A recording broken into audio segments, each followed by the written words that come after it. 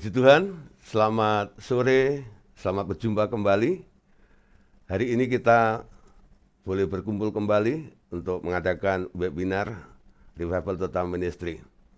Tema yang akan kita bahas hari ini adalah tentang authority atau otoritas.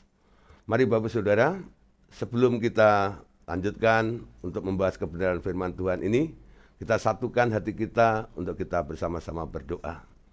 Bapa, Tuhan Yesus dan Roh Kudus, kami mengucap syukur untuk sore hari ini. Kami boleh kembali mengadakan webinar.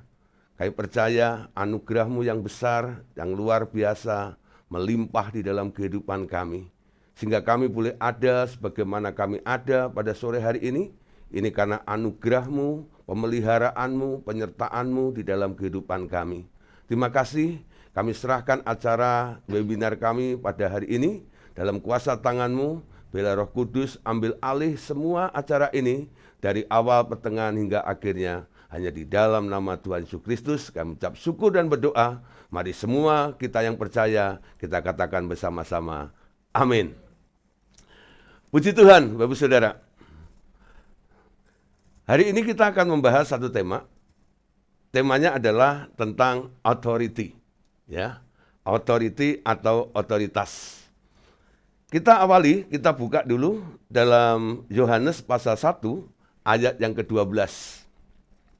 Yuk yang membawa Alkitab, buka. Yohanes 1 ayat 12. Saya ambil dari terjemahan Millennium di sini. Namun beberapa banyak orang yang telah menerima dia, kepada mereka dia telah memberikan otoritas untuk menjadi anak-anak Allah, yaitu kepada mereka yang percaya dalam namanya.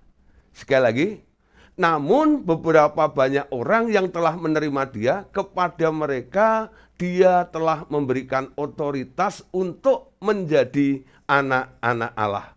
Bapak Ibu Saudara, sejak kita menerima Tuhan Yesus sebagai Tuhan dan Juru Selamat di dalam kehidupan kita, ada hak yang diberikan oleh Allah kepada kita semuanya, yaitu untuk menjadi anak Allah.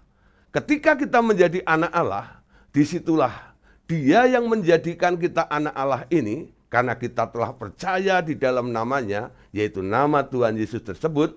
Sekarang sebagai anak Allah, kita diberi otoritas. Nah, ada beberapa terjemahan, kenapa sore hari ini saya ambil dari terjemahan Millennium-nya. Karena terjemahan yang lain seperti TB itu katakan orang yang menerima dia diberi kuasa, ya, diberi kuasa. Nah, kuasa itu kadang-kadang diterjemahkan dengan kata power, ya, kekuatan seperti itu ya, tenaga dan sebagainya.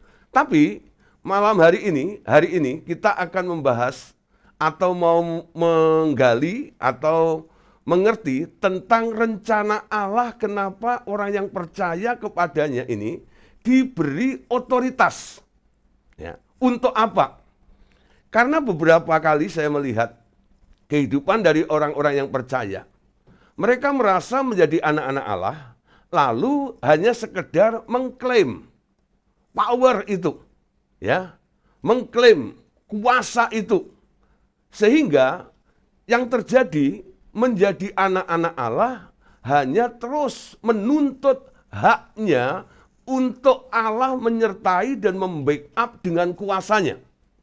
Tapi ada beberapa hal yang harus kita perhatikan hari ini. Ada satu rencana Allah yang harus kita terima kondisinya. Yaitu ketika kita mau menerima Tuhan Yesus dan menjadi anak Allah, Dia memberikan otoritas yang mana di mana ketika kita menerima otoritas ini, sekarang kita juga menerima sebuah tanggung jawab di dalam Dia yang harus kita kerjakan dan yang harus juga kita pertanggungjawabkan kepada Tuhan. Ya, nah, Bapak Saudara, oke, next ya. Kita bicara tentang authority ya.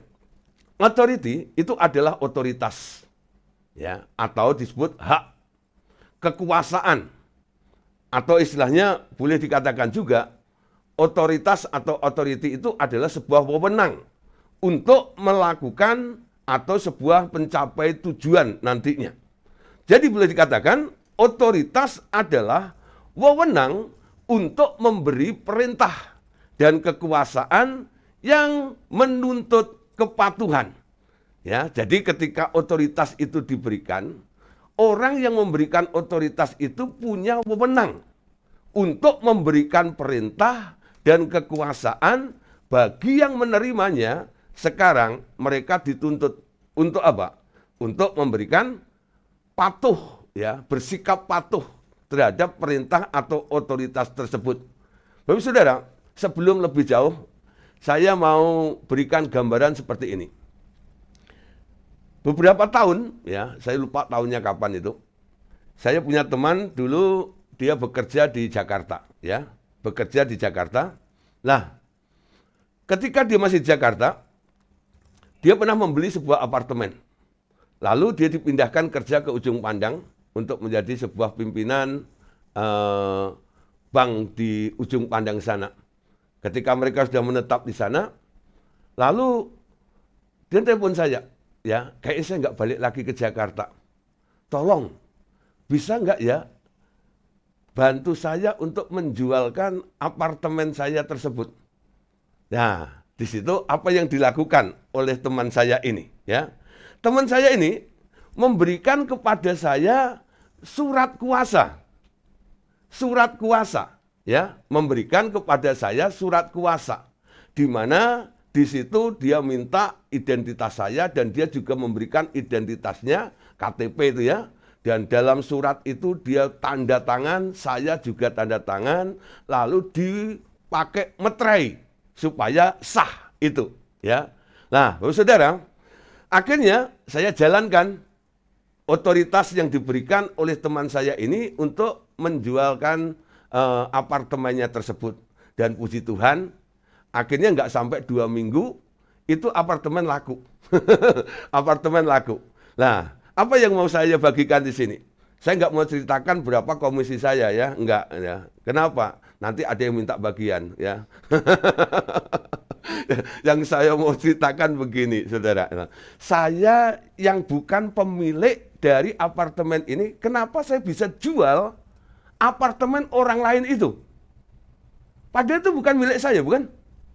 Saya bisa melakukan penjualan apartemen itu karena teman saya itu memberikan otoritas, memberikan surat kuasa kepada saya, sehingga saya bisa melakukannya, menjual apartemen yang sebenarnya bukan milik saya ini. Ya, setelah terjual, saya mulai bertanggung jawab.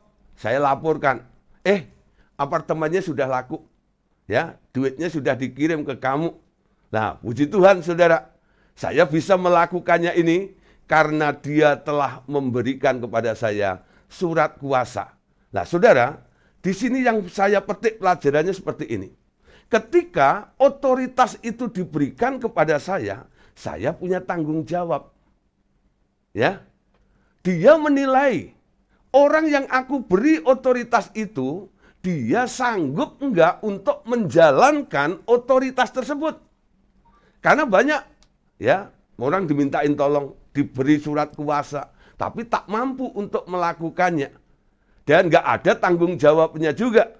Tapi puji Tuhan, ketika seseorang ini memberikan otoritas kepada saya bisa menjalankan otoritas itu, dan saya bisa memberikan tanggung jawabnya. Disitulah teman saya itu puas dengan kinerja saya. Sehingga dia bilang begini, wah, ya, kalau pendeta itu, ya, melakukan sesuatu itu kayaknya gampang, katanya gitu, ya. Nah, ini bukan masalah pendeta atau bukan, Bapak Saudara, ya. Tapi karena saya menghargai, saya tahu apa yang saya lakukan ini sedang dinilai oleh teman saya ini. Surat kuasa yang diberikan itu sekarang saya gunakan sebaik-baiknya demi kepentingan siapa? Bukan kepentingan saya, tapi kepentingan teman saya tersebut. Nah, Bapak Saudara, dari cerita ini kita bisa memetik satu gambaran yang bagus, ya. Jadi ketika Allah memberikan otoritas kepada kita sebagai anak Allah, kenapa Anda dijadikan anak Allah? dan diberi otoritas oleh Dia. Karena Allah punya tujuan, karena Allah punya rencana, betul? Dan otoritasnya sekarang diberikan kepada kita. Allah melihat setiap orang-orang yang mendapatkan, menerima otoritas ini, apakah mereka itu punya tanggung jawab atau tidak. Yuk kita lihat ya, bagaimana cara menjalankan otoritas itu.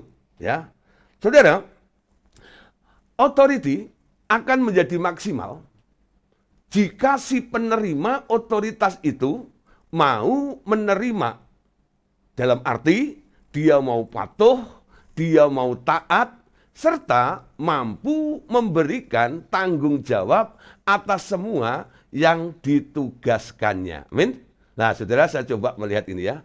Coba saya kasih gambaran seperti ini. Jadi ketika ada authority, sekarang dibutuhkan responsibility-nya bagaimana. Nah, ketika kita siap menerima, ada responsibility-nya, sekarang harus didukung dengan accountability-nya. Betul? Nah, saudara, jadi ada pertanggungjawabannya. Menerima otoritas, menerima tanggung jawab, dan siap untuk mempertanggungjawabkannya. Amin. Saudara, tentang responsibility dan accountability kita sudah diajarkan ya dalam seminar-seminar sebelumnya ketika membahas tentang imamat rajani. Saya ingat Pak Yosia ya memaparkan tentang responsibility dan accountability dengan begitu jelas sekali.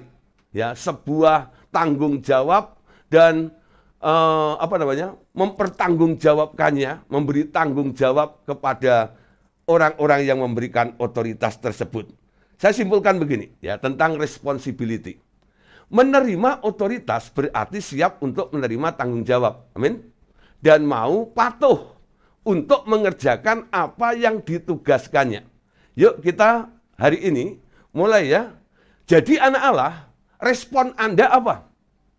Siap menerima berarti siap untuk menerima tanggung jawab. Dan mau patuh untuk mengerjakan apa saja yang ditugaskannya oleh sang pemberi otoritas tersebut. Amin. Nah, setelah kita menerima dengan tanggung jawab tersebut, sekarang accountability-nya menerima otoritas berarti siap untuk memberikan pertanggungjawaban jawab dari apa yang telah ditugaskannya. Nah, di sini penting kita coba contoh lihat. Ada beberapa tokoh yang ditulis di dalam Alkitab yang pernah menerima otoritas dari Tuhan atau dari Bapa. Yang pertama adalah contohnya Tuhan Yesus. Nah, contohnya Tuhan Yesus ya. Oke, baca Matius 28 ayat 18. Yesus mendekati mereka dan berkata, "Kepadaku telah diberikan segala kuasa di surga dan di bumi." Jadi Yesus ini memberitahu kepada murid-muridnya. Dengar, kepadaku telah diberikan segala kuasa. Kepadaku telah diberikan otoritas, baik di alam roh maupun di bumi ini. Ya, jadi Tuhan Yesus itu menerima otoritas dari Bapaknya. Bagaimana sikap daripada Tuhan Yesus ketika menerima otoritas dari Bapaknya itu, ya? Apa yang dikerjakan dan apa yang dilakukan oleh seseorang yang namanya Tuhan Yesus ini ketika menerima otoritas dari Bapaknya tersebut. Yohanes 4 ayat 34. Satu kali ya, Tuhan Yesus ditanya oleh ahli Taurat, orang Farisi. Dan Tuhan Yesus waktu itu ditanya begini, atas dasar apa kamu melakukan semuanya ini? Jawaban Yesus dikutip dalam Yohanes 4 ayat 34 ini. Kata Yesus kepada mereka, makananku ialah melakukan kehendak Dia yang mengutus aku dan menyelesaikan pekerjaannya. Jadi ini Tuhan Yesus pernah ngobrol sama muridnya, maksud saya, ya. Jadi murid-muridnya itu diberitahu bahwa apa yang aku lakukan pekerjaanku adalah melakukan kehendak Dia yang mengutus aku dan menyelesaikan pekerjaannya. Nah, jawaban kepada ahli Taurat dan orang Farisi itu ada di dalam Yohanes pasal 5 ayat 19. Maka Yesus menjawab mereka, katanya, "Aku berkata kepadamu, sesungguhnya anak tidak dapat mengerjakan sesuatu dari dirinya sendiri jikalau tidak ia melihat Bapa mengerjakannya. Sebab apa yang dikerjakan Bapa itu juga yang dikerjakan anak." Ini jawaban yang luar biasa. Ketika Tuhan Yesus ditanya, atas dasar apa pekerjaanmu yang engkau lakukan ini, Yesus jawabannya, Pak. Ya, anak tidak dapat mengerjakan sesuatu dari dirinya sendiri kalau tidak melihat Bapa. Artinya, Pak, Yesus berkata kepada ahli Taurat, orang-orang Farisi tersebut, semuanya ini adalah rencana, ini adalah plan, ini adalah agendanya Allah. Aku hanya pribadi atau orang yang menerima otoritas dari Dia. Ini loh, tujuannya seperti ini. Bapak ingin aku melakukan seperti ini, makanya Dia memberikan instruksinya seperti itu. Dia bekerja lebih dahulu, lalu memberikan teladan, memberikan contohnya, dan ditiru oleh Tuhan Yesus tersebut. Nah, Bapak Saudara, apa yang dilakukan oleh Tuhan Yesus ini tidaklah sulit, tidaklah gampang maksud saya. Ya, kenapa? Karena Tuhan Yesus sendiri, Dia juga punya hak, ya, Dia juga punya kemampuan. Dia bisa mungkin ya, mau melakukan menurut keinginannya sendiri. Tapi apa yang dilakukan oleh Tuhan Yesus ini? Dia mau belajar patuh. Dia mau belajar taat. Untuk nurut dan melakukan hanya apa yang Bapaknya ingin dia lakukan. Sehingga Bapaknya puas dengan prestasi Tuhan Yesus ini. Ibrani 5 ayat 8 sampai ayat yang ke-9. Kalau kita baca ya. Dan sekalipun ia adalah anak, ia telah belajar menjadi taat dari apa yang telah dideritanya. Dan sesudah ia mencapai kesempurnaannya, ia menjadi pokok keselamatan yang abadi bagi semua orang yang taat kepadanya. Saudara, di sini Tuhan Yesus mampu menunjukkan, memberikan pertanggungan jawab kepada Bapaknya. Bapak, Engkau yang telah memberikan otoritas kepadaku, semua perintahmu, semua keinginanmu, semua rencanamu telah aku lakukan, telah aku kerjakan. Aku tidak mengurangi sedikit pun apa yang menjadi rencanamu. Aku tidak nambahi sedikit pun apa yang menjadi rancanganmu. Aku hanya belajar patuh. Apa yang kau kerjakan, itu yang aku kerjakan. Yang tidak engkau kerjakan, aku tidak kerjakan. Itulah yang disebut patuh atau taat. Sehingga bapaknya berkata, karena kamu taat nak, maka aku beri nama di atas segala nama.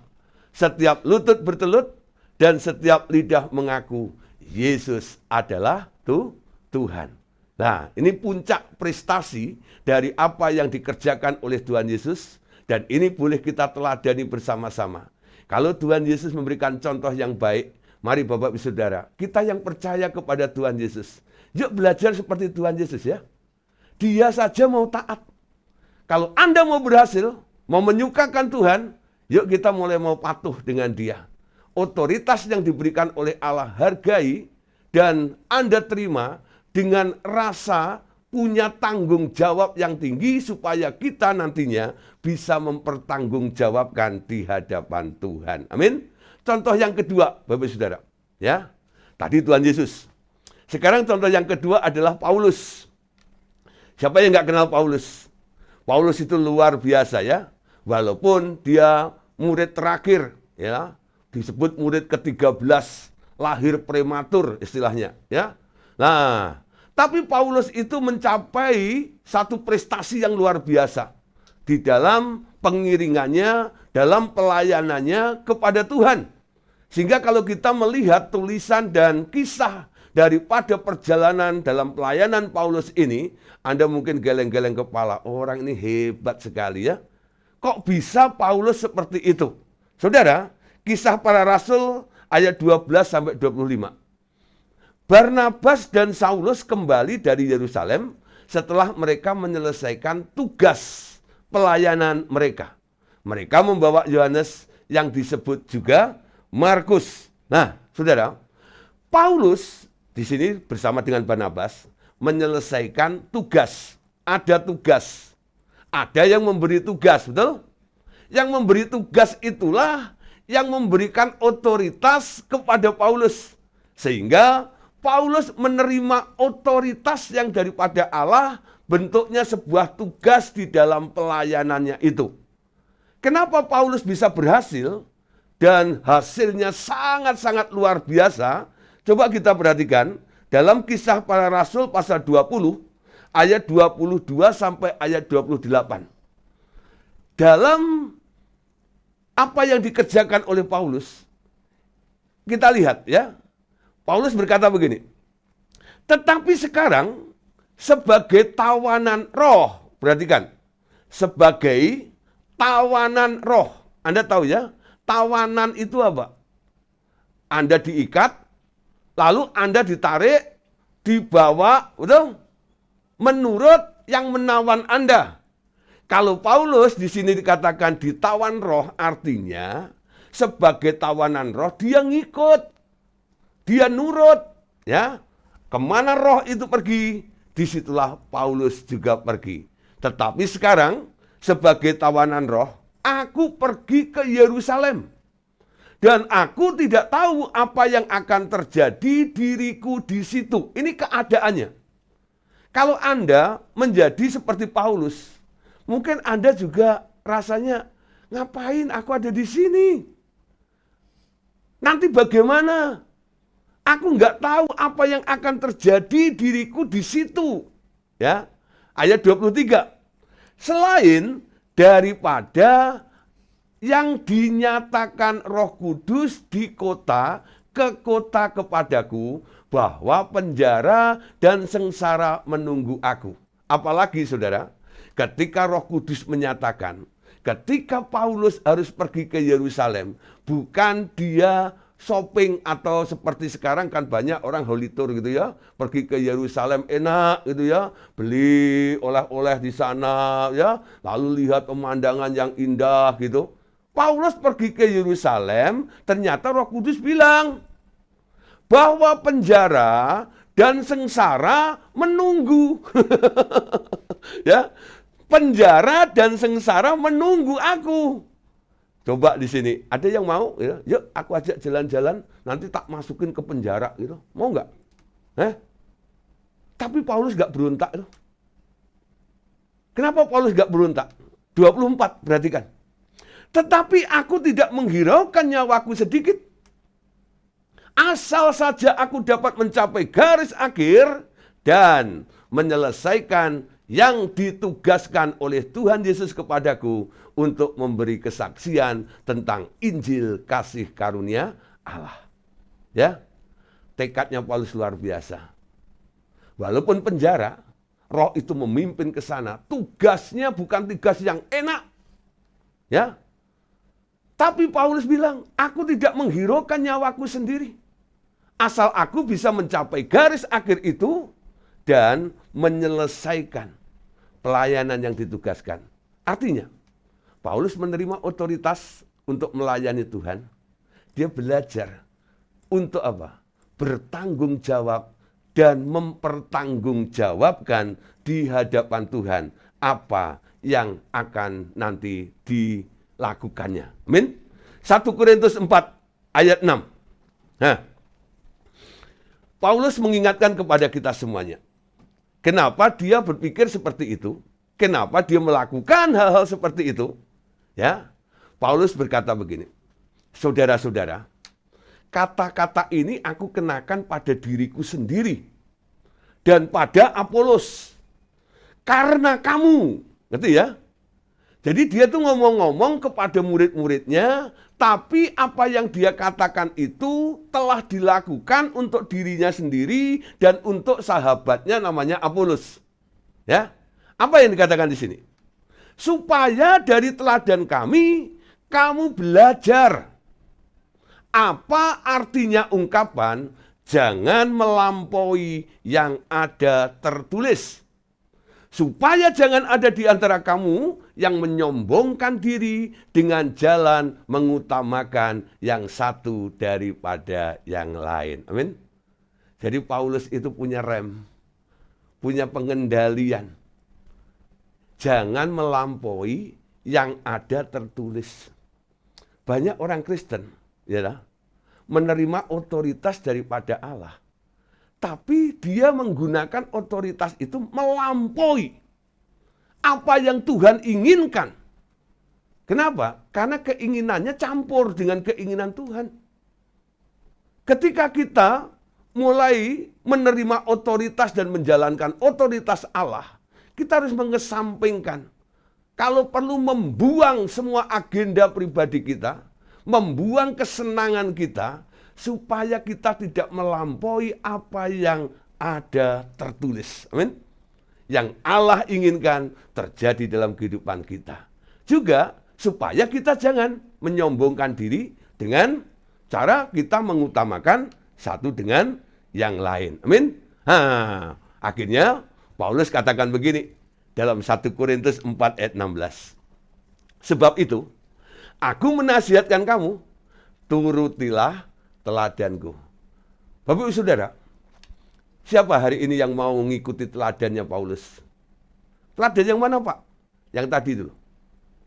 Jangan melampaui apa yang tertulis. Dengan kita tunduk, dengan kita mau patuh, dengan kita mau taat, ya, lepas dari keinginan pribadi kita. Sehingga kehendak Allah, rencana Allah itu 100% mutlak terjadi dalam kehidupan kita. Amin. Nah, saudara, menjadi murid, ya, kalau kita mau belajar, nanti kita akan sama dengan guru kita. Amin. Nah, Lukas 6 ayat 40. Seorang murid tidak lebih daripada gurunya. Tetapi barang siapa yang telah tamat pelajarannya akan sama dengan gurunya. Amin. Kita sudah mempelajari dua tokoh hari ini. Pertama, Tuhan Yesus sebagai guru agung kita. Amin. Yang kedua, Paulus menjadi teladan di dalam kehidupan kita. Ada orang ketika saya bawa untuk meniru Tuhan Yesus, dia bilang, Pak, Tuhan Yesus itu kan Tuhan. Ya kita nggak bisa kayak dia dong. Kalau tidak bisa meniru Tuhan Yesus, saya bilang, tirulah Paulus. Betul nggak? Mungkin Anda jauh lebih baik daripada Paulus. Karena Anda bukan orang yang memusuhi Tuhan seperti Paulus dulunya. Betul?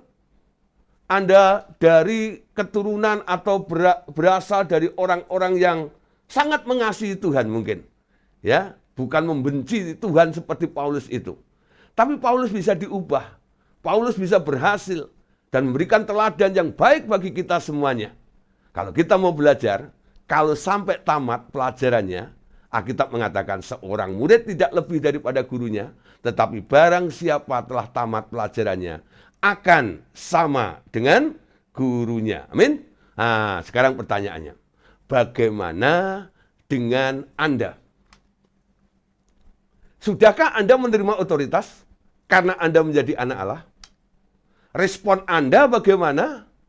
Ya, apakah Anda siap ketika bertemu dengan Tuhan nanti untuk memberikan pertanggungjawaban itu di hadapannya? Apakah perlu? Perlu. Karena Alkitab mengatakan dalam 2 Korintus pasal 5 ayat yang ke-10. Sebab kita semua harus menghadap tahta pengadilan Kristus. Ini adalah pengadilan hamba-hamba Kristus, bukan?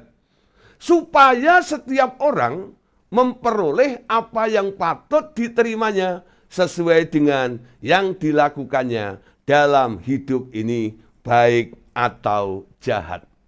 Semua orang harus menghadap tahta pengadilan Kristus. Amin. Nah, untuk apa? Untuk memberi pertanggungjawaban dari apa yang Anda kerjakan, dari apa yang Anda lakukan. Jadi konsekuensi ketika menerima Tuhan Yesus menjadi anak Allah, lalu diikuti dengan diberinya otoritas oleh Dia, ternyata ada tuntutan nanti. Anda harus akhirnya memberikan pertanggungjawaban di hadapan Dia. Amin. Banyak orang kadang-kadang sukanya itu cuma Kisah Rasul 1 ayat 8. Kamu akan menerima kuasa kalau Roh Kudus turun ke atas kamu, dan kamu akan menjadi saksiku di Yerusalem dan di seluruh Yudea dan Samaria dan sampai ke ujung bumi. Amin. Tuhan katakan, kamu terima kuasa, kamu terima otoritas kalau Roh Kudus turun ke atas kamu. Dan Tuhan akan memakai kita menjadi saksi-saksi di Yerusalem, Yudea, Samaria sampai ke ujung bumi. Nah, saudara, untuk perkara ini, saya mau memberikan gambaran yang ada di dalam Alkitab juga, ya, tentang perumpamaan yang diberikan oleh Tuhan Yesus. Di sini saya mau bicara tentang perumpamaan mina, ya. Nah, tentang perumpamaan mina. Anda tahu apa itu mina, ya? Nah, saudara, mina itu beda dengan talenta, saudara, ya. Mina itu beda dengan talenta. Kenapa beda? Oke, nanti saya jelaskan. Kita baca dulu ayatnya. Lukas 19 ayat 12. Maka ia berkata, ada seorang bangsawan berangkat ke sebuah negeri yang jauh untuk dinobatkan menjadi raja. Ya, di situ dan setelah itu baru kembali. Saudara, ayat ini pasal 19 ayat 12 ini berbicara tentang Tuhan Yesus. Ada seorang bangsawan berangkat ke sebuah negeri yang jauh untuk dinobatkan menjadi raja. Di situ dan setelah itu baru kembali. Ini bicara tentang Tuhan Yesus yang telah bangkit dan telah naik ke surga. Nanti Tuhan Yesus akan datang kembali menjemput orang-orang percaya. Betul? Nah, sekarang ayat 13-nya. Sebelum dia pergi, ya, ia memanggil 10 orang hambanya. Perhatikan, hambanya 10 ya.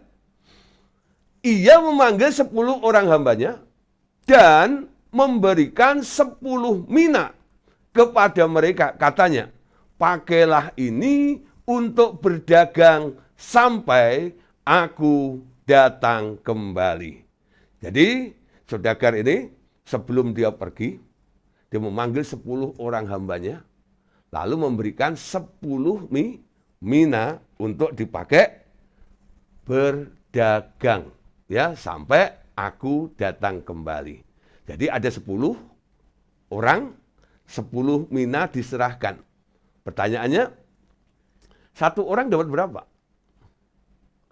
Satu orang dapat 1 ya. Nah, kalau kita bicara tentang talenta, ada yang dapat 5, ada yang dapat 2, ada yang dapat 1. Tapi tentang mina ini, satu orang dapat 1 talenta, dapat 1 mina. Ya. Nah, mina itu apa?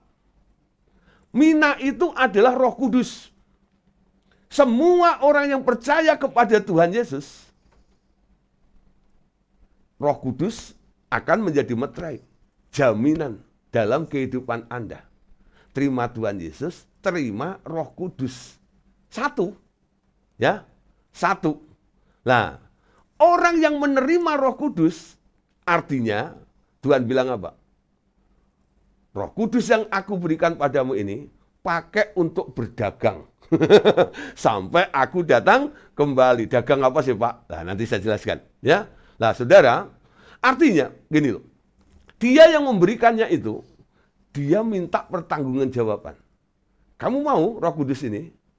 Pakai ya, sampai aku datang kembali. Nanti hitung-hitungan dengan aku.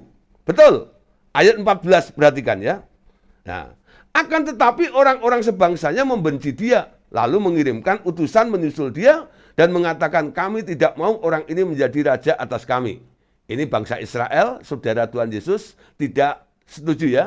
Dia membenci Tuhan Yesus, menolak Tuhan Yesus. Ayat 15. Dan terjadilah ketika ia kembali setelah dinobatkan menjadi raja, ia menyuruh memanggil hamba-hambanya yang telah diberinya uang itu untuk mengetahui berapa hasil dagang mereka masing-masing, ya. Jadi ketika Tuhan Yesus nanti datang, dia ketemu dengan orang-orang yang telah diberi otoritas, diberi Roh Kudus itu, lalu dia memanggil hamba-hambanya itu untuk apa? Untuk mengetahui berapa hasil dagang mereka masing-masing itu. Ayat 16 dan 17. Orang yang pertama datang dan berkata, Tuhan, mina Tuhan yang satu itu telah menghasilkan 10 mina. Katanya kepada orang itu, baik sekali perbuatanmu itu, hei hamba yang baik, engkau telah setia dalam perkara kecil. Karena itu, terimalah kekuasaan atas 10 kota. Perhatikan Bapak Saudara, ini sangat-sangat luar biasa. Orang pertama yang menerima 1 mina itu datang kepada Tuhan. Dan dia katakan, mina Tuhan yang satu itu telah menghasilkan 10 mina. 1 jadi 10. Ya. Lalu kan melihat hasil yang luar biasa itu, Tuhan itu berkata, baik sekali perbuatanmu. Engkau hamba yang baik, engkau setia dalam perkara yang kecil. Lalu dapat rewardnya. Terimalah kekuasaan atas 10 kota. Nah, terus ayat berikutnya. Ayat 18 dan 19. Datanglah yang kedua dan berkata, Tuhan, mina Tuhan telah menghasilkan 5 mina. Katanya kepada orang itu, dan engkau kuasailah 5 kota. Jadi yang pertama, 1 jadi 10, yang kedua, ya dia bisa ya mengembangkan atau memultiplikasikan mina yang 1 itu menjadi 5, ya. Nah, Saudara, luar biasa ya. Jadi 1 mina itu bisa menjadi berapa tergantung ya kecakapan daripada orang yang menerima otoritas tersebut. Tapi yang sangat menarik lagi, Saudara, yang perlu kita perhatikan dan kita waspadai supaya itu nantinya tidak terjadi dalam kehidupan kita. Ayat berikutnya, ayat 20 dan ayat 21. Dan hamba yang ketiga datang berkata, Tuhan, inilah mina Tuhan, aku telah menyimpannya dalam sapu tangan. Sebab aku takut akan Tuhan, karena Tuhan adalah manusia yang keras. Tuhan mengambil apa yang tidak pernah Tuhan taruh, dan Tuhan menuai apa yang tidak Tuhan tabur. Saudara, ya, yang 1 dan yang 2 itu patut mendapat apresiasi. Kalau perlu, itu kita boleh kita teladani. Kalau Anda tak mampu untuk menghasilkan 10, paling enggak jadilah 5. Betul? Tapi contoh yang ketiga, tentang hamba yang ketiga ini menjadi warning bagi kita semuanya. Jangan sampai ketika Tuhan itu datang nantinya, lalu kita bersikap seperti hamba yang ketiga ini. Berkata kepada Tuhan itu, Tuhan, inilah mina Tuhan. Aku telah menyimpannya dalam sapu tangan. Anda tahu ya, ketika 10 hamba itu dipanggil, lalu diberikan, dibagi satu mina itu. Apa pesan daripada sang Tuhan itu? Pakai mina ini, pakai uang ini untuk berdagang. Betul? Bukan disimpan dalam sapu tangan. Gitu ya. Dia terima mina itu, tapi dia nggak menjalankan apa yang ditugaskan oleh si pemberi otoritas tersebut. Si Tuhan itu. Tuhan itu mau setiap orang yang menerima mina itu harus mengerjakan mina itu, memultiplikasikan mina itu, boleh jadi 10, boleh jadi 5, ya. Tapi jangan disimpan dalam sapu tangan. Alasannya apa?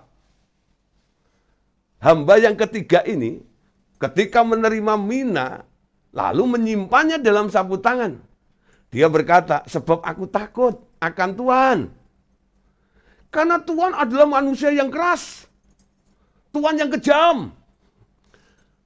Tuhan mengambil apa yang tidak pernah Tuhan taruh. Dan Tuhan menuai apa yang tidak Tuhan tabur. Saudara, ini sebenarnya kalimat atau perkataan daripada hamba yang ketiga ini unsur pembelaan diri dan mendakwa menuduh sang Tuhan itu. Betul?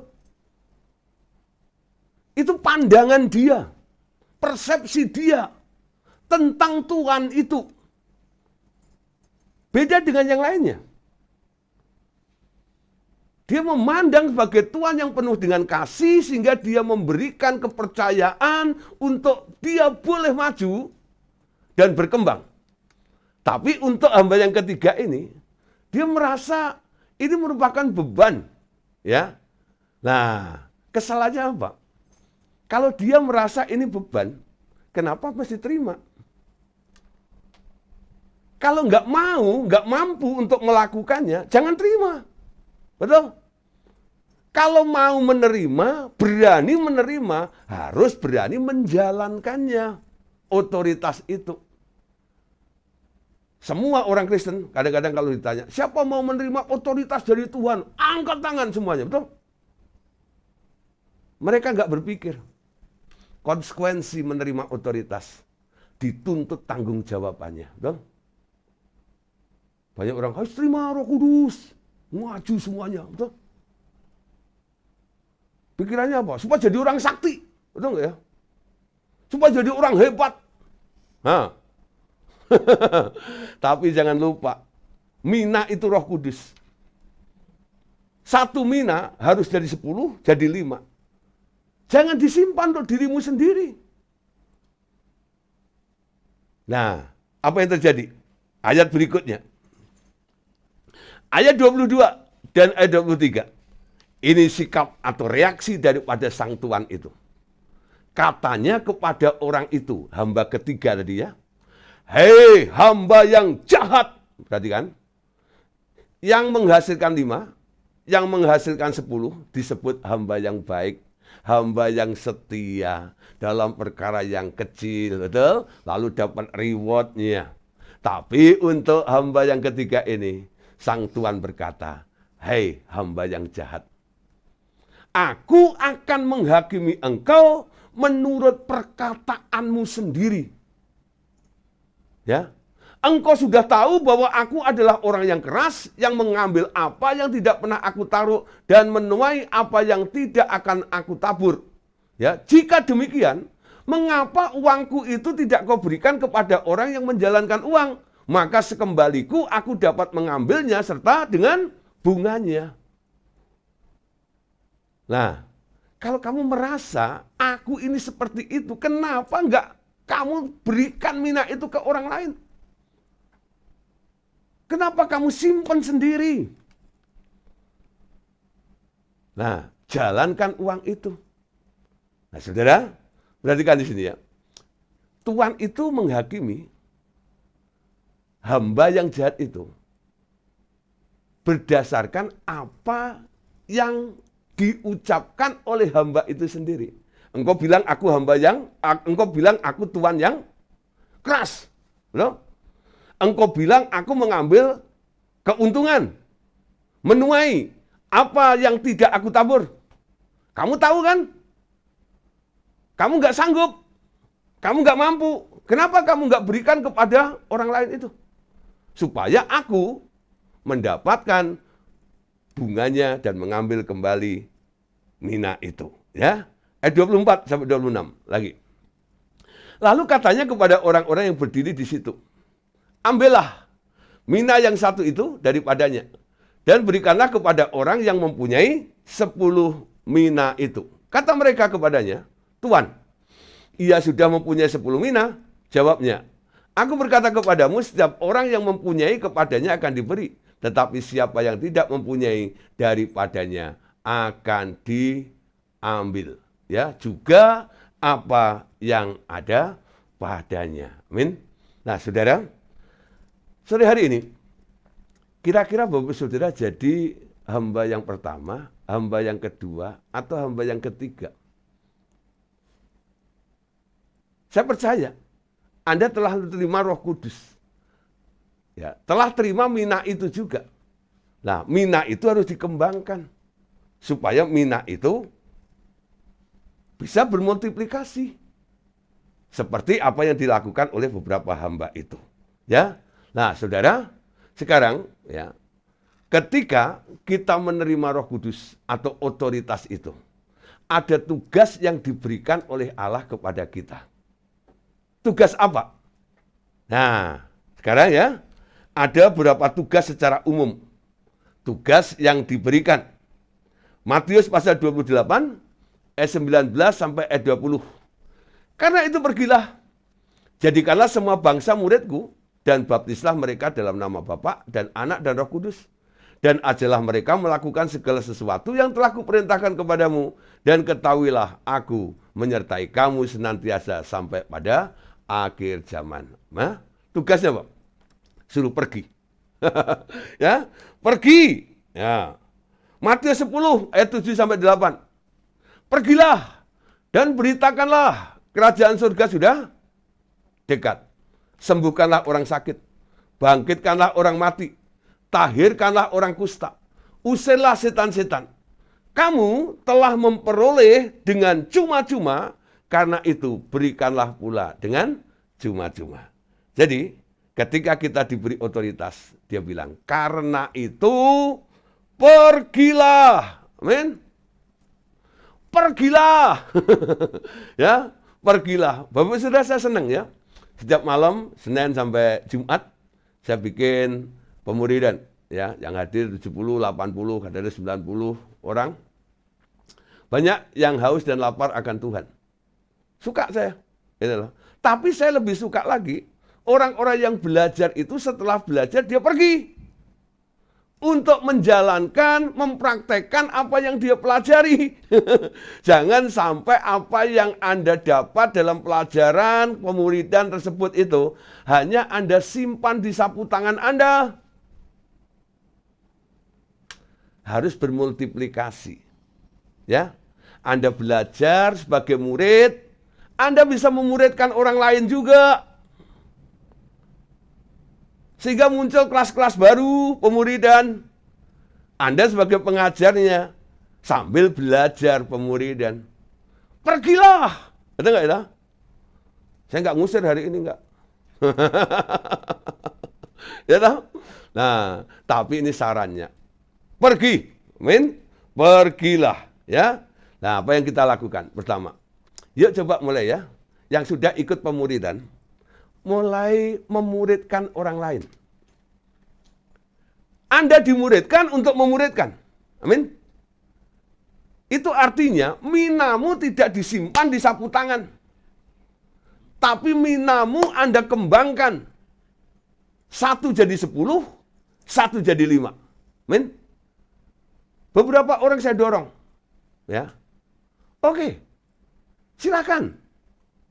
Lapor nanti kegiatan Anda sebagai bentuk pertanggungan jawab apa yang telah Anda lakukan.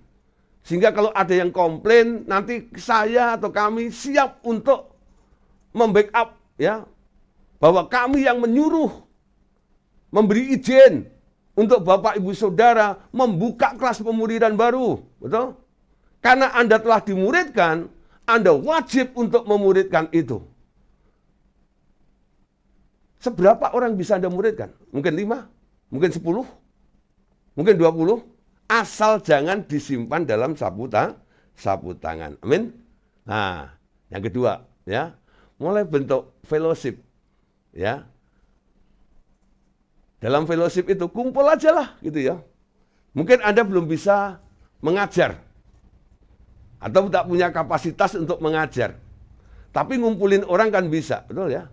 Gampang sih ngumpulin orang, ajak makan. Semua orang kalau diajak makan, wah luar biasa ya. Apalagi yang belakang itu. Ya. Ajak makan cepet gitu ya. Wah. Nah, ketika diajak ngumpul-ngumpul gitu, Anda mulai sharing. Apa yang Anda rasakan, apa yang Anda alami dengan Tuhan. Bagikan kepada orang lain apa yang sudah Anda alami dengan Tuhan itu. Sehingga membuat orang mulai punya keinginan, kerinduan untuk mencari Tuhan. Tuh.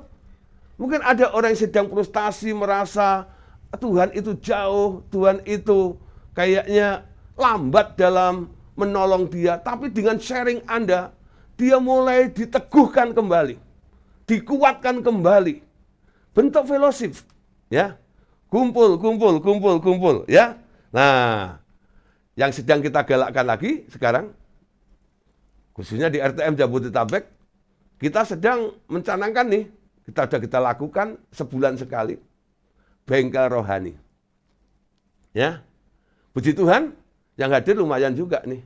Sampai sekretariat nggak muat, ya. Mas sekretariatnya kecil, ya. Nah, bengkel rohani, ternyata orang-orang yang butuh di bengkelin itu banyak ya.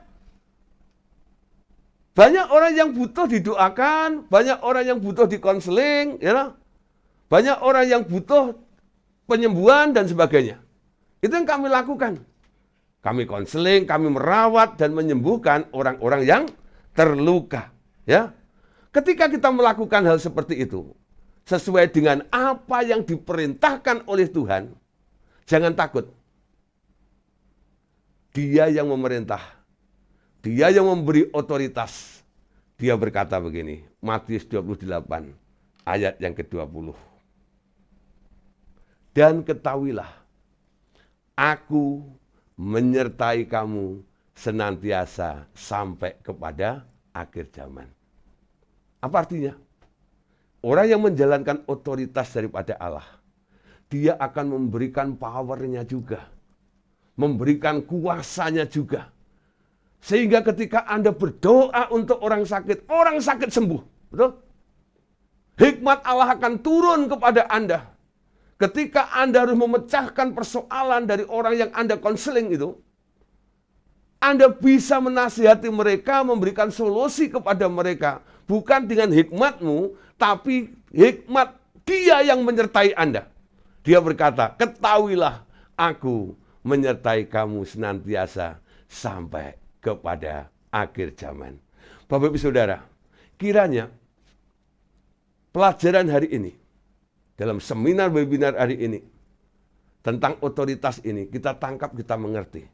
Bicara otoritas bukan hanya bicara tentang jadi orang hebat. Terima kuasanya, itu pasti nantinya.